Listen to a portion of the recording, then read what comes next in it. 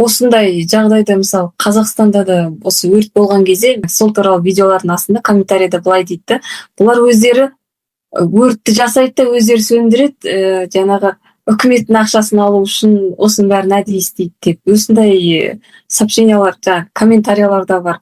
Акылга сыймайтын комментариялар го, былайча айткан кезде. Биздин, билбейм, бизге бул калай калыптасканын, негизи негативный формат мышления көп кой бизде. Бирдемесе болмасын, онун барлыгы әдейи иштелип атыр.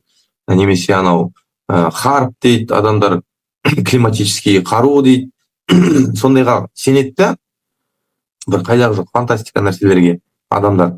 Ал яғни нагыз накты болуп жаткан нерсеге сенбейт. Менимче бул кате ой. Ондайга мен келиспейм.